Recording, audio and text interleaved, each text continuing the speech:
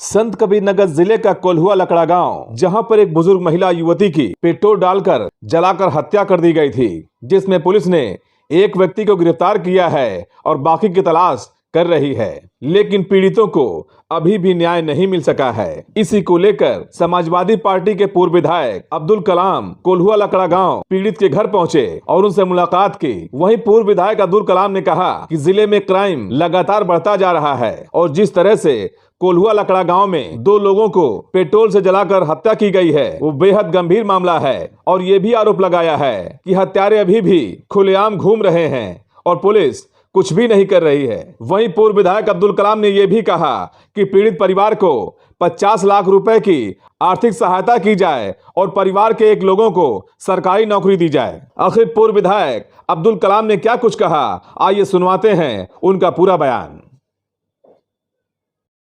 टंके की चोट पर हम सिर्फ सच दिखाते हैं,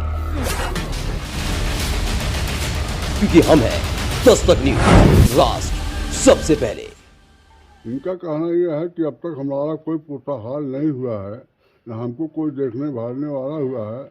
यहाँ तक कि जो गुंडे हैं, जो जलाए हैं, वो सीना तान करके वो टहल रहे हैं। अब पुलिस प्रशासन जो है हाथ पे हाथ रख करके बैठा हुआ है। आज ताज्जुब की बात यह है कि हफ्तों दिन भी गुजर जा रहे हैं, कोई यहाँ पुलिस का अधिकारी सस्पेंड नहीं किया गया।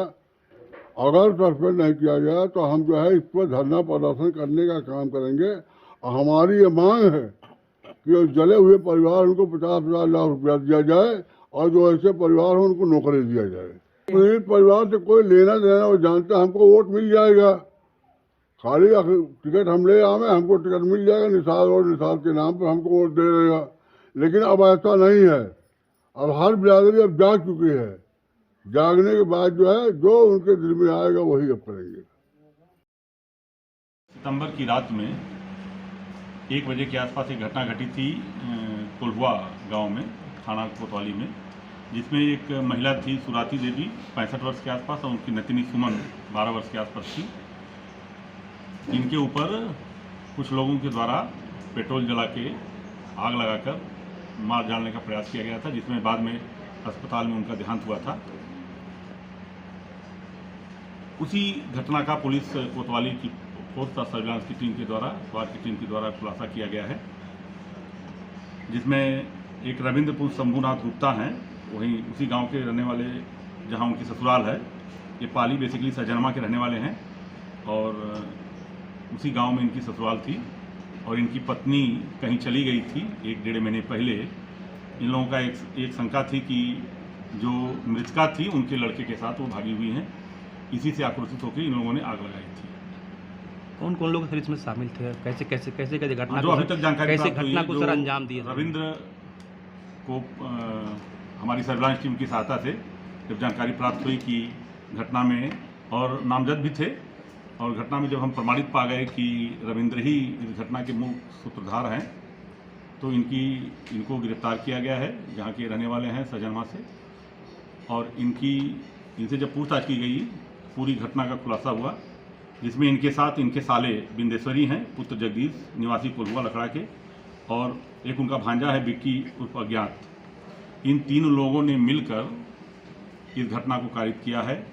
सबसे मज़ेदार बात यह है कि तीनों लोग अलग अलग जगहों से आए थे। ये रविंद्र हैं, ये बाराबंकी में रहते हैं, जहां अपने परिवार के साथ रहते थे, और वहीं से इनकी पत्नी गायब हुई हैं, जिसकी गुमशुदगी भी दर्ज है थाने पे।